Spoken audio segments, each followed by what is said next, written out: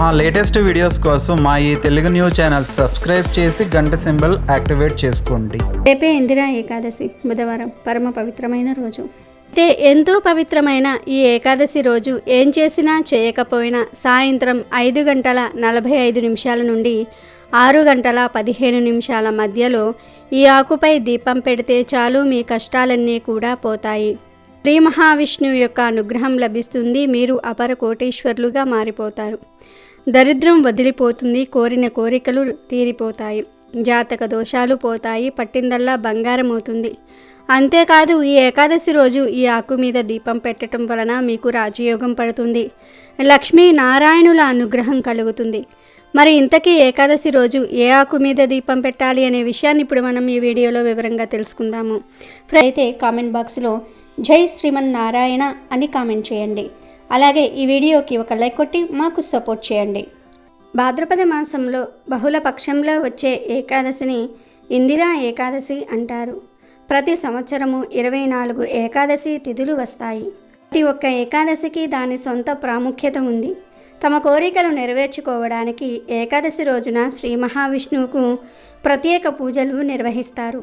ఈ క్రమంలో భాద్రపద మాసంలో బహుళ పక్షంలో వచ్చే ఏకాదశికి కూడా ఎంతో ప్రాముఖ్యత ఉంది. దీనిని ఇందిరా ఏకాదశి అని అంటారు. ఈ పవిత్రమైన రోజున పూర్వీకులను స్మరించుకుంటూ పూజలు చేయటం వల్ల వారికి విముక్తి లభించి వారి ఆత్మకు శాంతి చేకూరుతుంది. పూర్వీకుల విముక్తి కోసం ప్రతి ఒక్కరూ కూడా ఈ ఏకాదశి తిథి నాడు పూజలు చేయాలని పెద్దలు చెప్తూ ఉంటారు.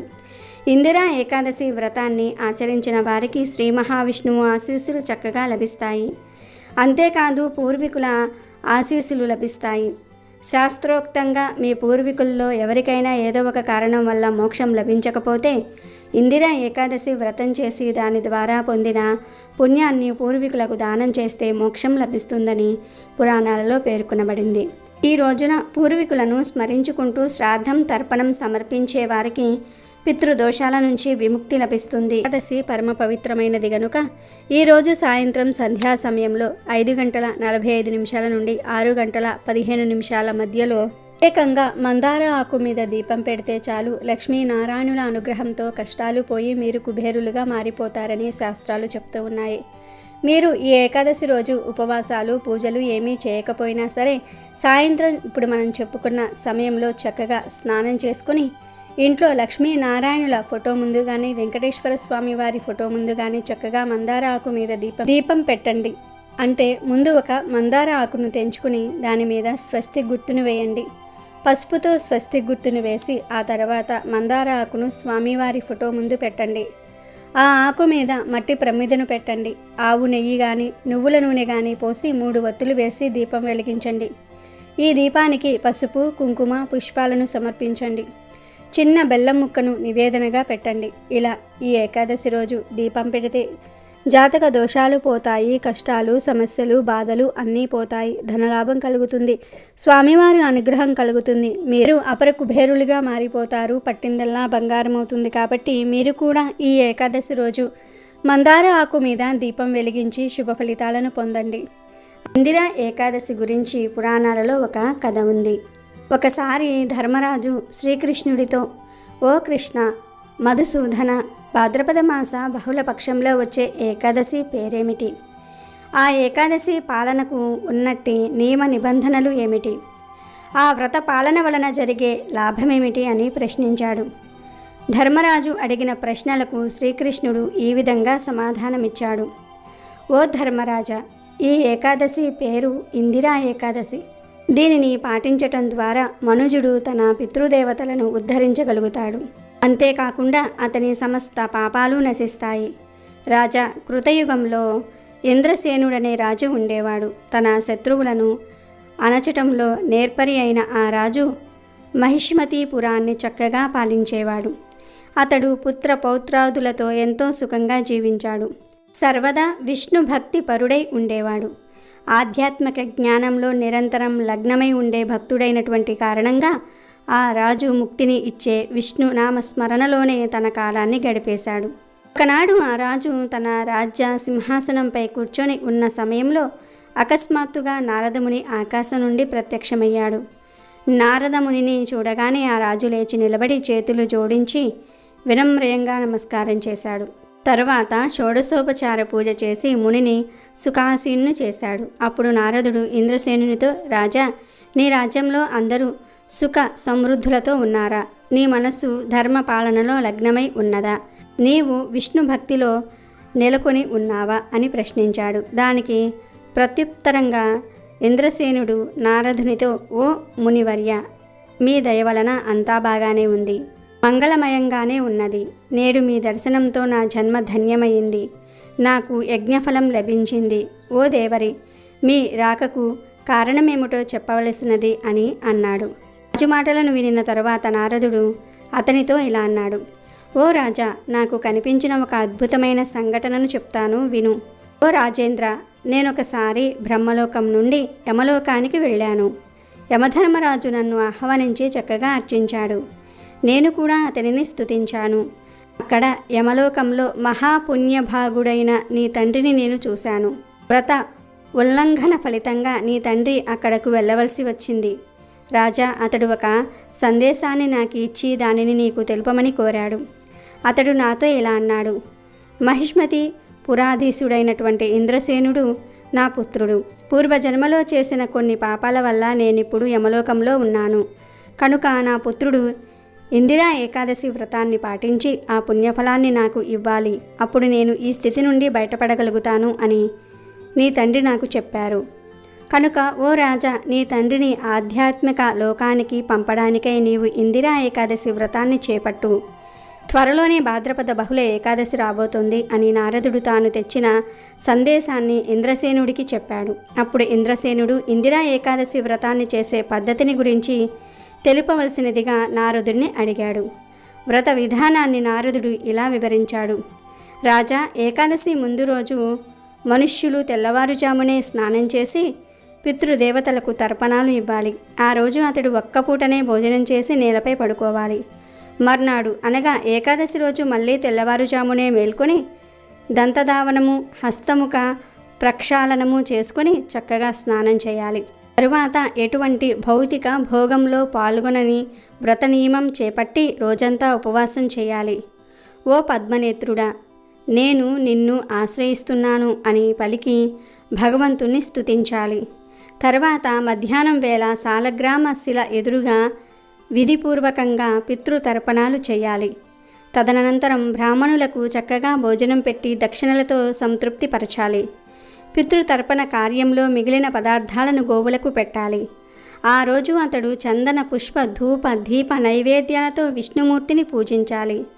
విష్ణుమూర్తి నామ, రూప, గుణ, లీలాదుల శ్రవణ కీర్తనలతో స్మరణతో అతడు ఆ రాత్రి జాగరణ చేయాలి.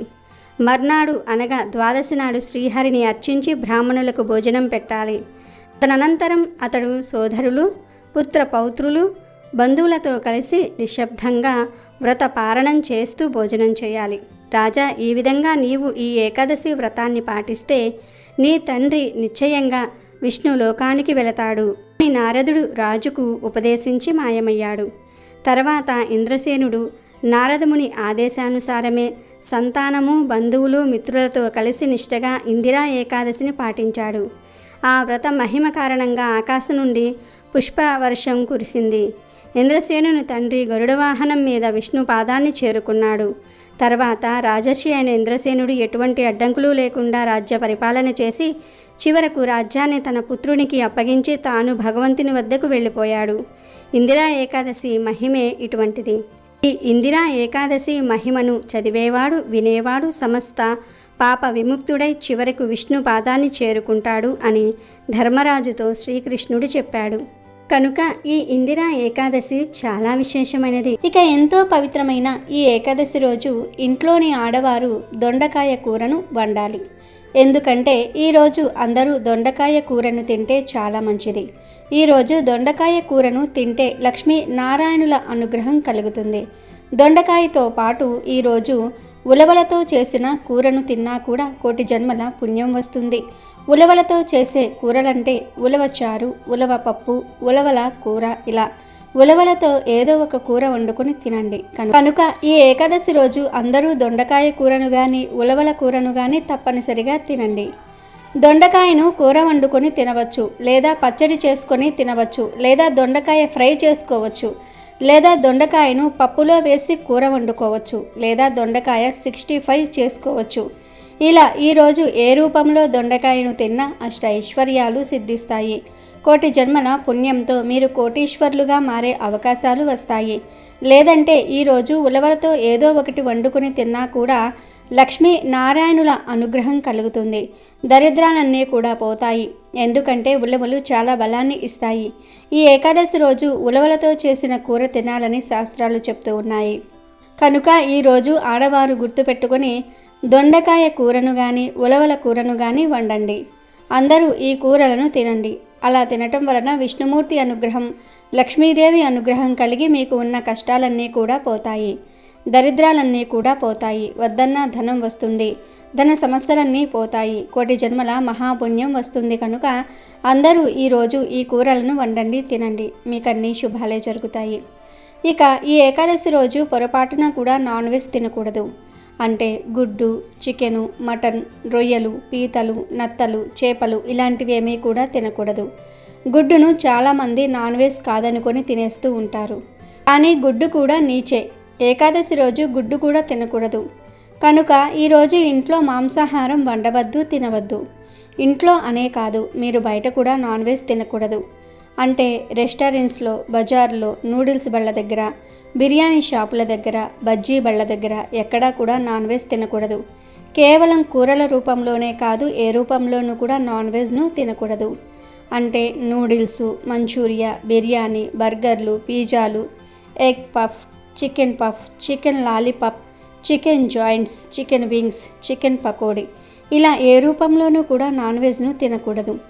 చివరికి కేకును కూడా ఈరోజు ముట్టుకోవద్దు. ఎందుకంటే కేకులో గుడ్డు కలుస్తుంది. అది కూడా నీచే కనుక తినకూడదు. ఇలా ఈ ఏకాదశి రోజు ఏ రూపంలోనూ కూడా నాన్ వెజ్ తినకుండా జాగ్రత్తగా ఉండండి. కాదని ఈరోజు నాన్ వెజ్ తింటే దేవతల ఆగ్రహానికి గురి అవుతారు. ఇక మీరు ఎన్ని పూజలు చేసినా ఫలితం రాదు. దరిద్రాన్ని అనుభవిస్తారు. కనుక అందరూ కూడా ఈరోజు ఈ ఆహార నియమాలను పాటించండి. ఈ ఏకాదశి రోజున చేసే విష్ణు పూజలకు కోటి జన్మల పుణ్య ఫలితాన్ని పొందవచ్చు. కాబట్టి ఈ ఏకాదశి నాడు తప్పకుండా విష్ణుమూర్తిని కానీ వెంకటేశ్వర స్వామిని కానీ పూజించండి. ఈరోజు పూజ చేసే ఆడవారు తలస్నానం చేసి ఇల్లంతా పసుపు నీళ్లు చల్లుకుని ఇంట్లో స్వామివారికి పూజ చేయాలి. స్వామివారికి అత్యంత ప్రీతికరమైన వాటిల్లో తులసి దళాలు ఒకటి.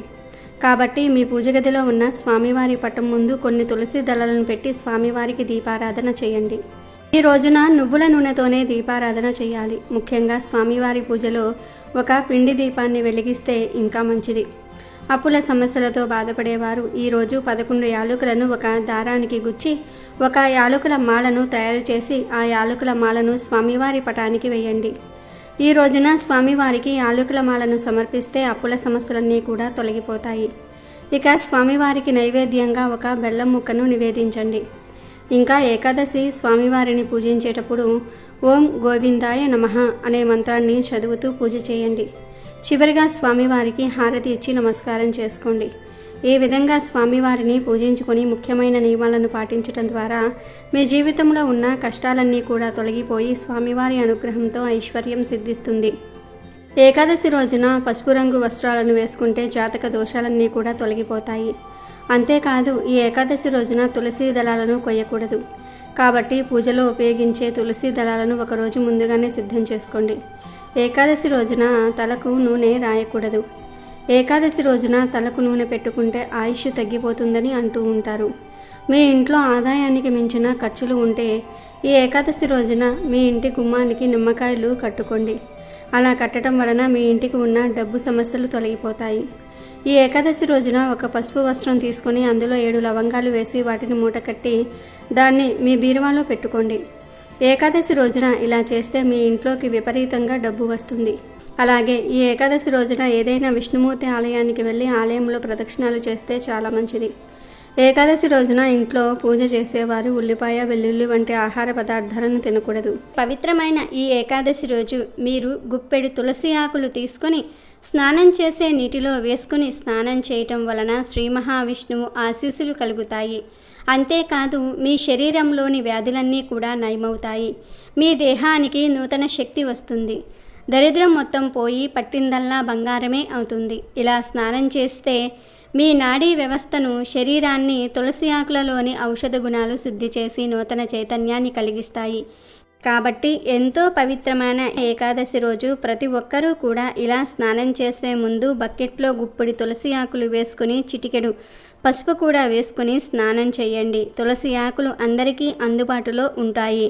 తులసితో స్నానం చేస్తే శరీరం శుద్ధి అవుతుంది. అదేవిధంగా ఈ ఏకాదశి రోజు 11 సార్లు శ్రీరామ రామ రామేతి రమే రామే మనోరమే సహస్రనామ తత్తుల్యం రామనామ వరాననే అనే ఈ మంత్రాన్ని పఠిస్తే చాలా మంచిది. విష్ణుమూర్తి అనుగ్రహం కలుగుతుంది. మీకు అన్ని శుభాలే జరుగుతాయి. ప్రత్యేకించి ఏకాదశి రోజు ఉదయం స్నానం చేసుకుని చక్కగా మంచి దుస్తులు ధరించి దగ్గరలో ఉండే వేప చెట్టు దగ్గరకు కానీ, ఉసిరి చెట్టు దగ్గరకు కానీ వెళ్ళండి. వెళ్ళి ముందు ఆ చెట్టుకు చెంబుడు నీళ్లు సమర్పించండి. తర్వాత వీలు కుదిరితే చెట్టు చుట్టూ 11 ప్రదక్షిణలు చేయండి. అలా ప్రదక్షిణలు చేసిన తర్వాత చెట్టును 11 సార్లు తాకండి. అలా తాకేటప్పుడు మాకు ఉన్న కష్టాలన్నీ పోవాలి, మా ఇంటికి లక్ష్మీదేవి నారాయణుడితో సహా వచ్చి తిష్ట వెయ్యాలి, మాకు ధనలాభం కలగాలని కల్పన చెప్పుకోండి. ఆ తర్వాత కాసేపు ఆ చెట్టు కింద కూర్చోండి.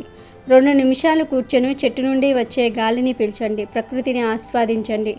ఇలా ఎప్పుడో ఒకసారి అయినా సరే ప్రకృతితో సమయం గడిపితే మనసుకు చాలా ప్రశాంతంగా ఉంటుంది. దాని వలన చాలా రకాల రోగాలు పోతాయి.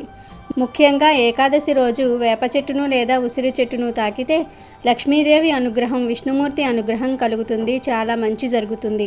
ఉసిరి చెట్టును శ్రీ మహావిష్ణువు స్వరూపంగా భావిస్తారు. ఉసిరిక లక్ష్మీదేవికి ఎంతో ఇష్టమైనది. ఈ చెట్టును శ్రీ మహావిష్ణువు రూపంలో ఎక్కువగా ఆరాధిస్తూ ఉంటారు. ఉసిరికాయల మీద ఒత్తులు పెట్టి వెలిగించే సాంప్రదాయం కూడా ఉంది. ఉసిరి చెట్టులో ఎన్నో ఔషధ గుణాలు ఉన్నాయి. ఆయుర్వేదంలో వాడే ప్రసిద్ధ ఔషధమైన త్రిఫల చూర్ణంలో ఉసిరి పొడి కూడా ఒక భాగం. ఉసిరి చెట్టును పూజిస్తే సమస్త విష్ణు క్షేత్రములయందు విష్ణు పూజ చేసిన ఫలం లభిస్తుంది.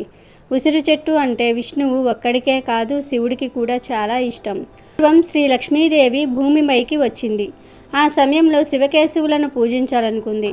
ఇద్దరిని ఒకే సమయంలో పూజించాలని అనుకుంది. అప్పుడు ఆమె ఉసిరి చెట్టును ఎంచుకుని ఉసిరి చెట్టును పూజించి శివకేశవుల అనుగ్రహాన్ని పొందిందని పురాణాలు చెప్తూ ఉన్నాయి.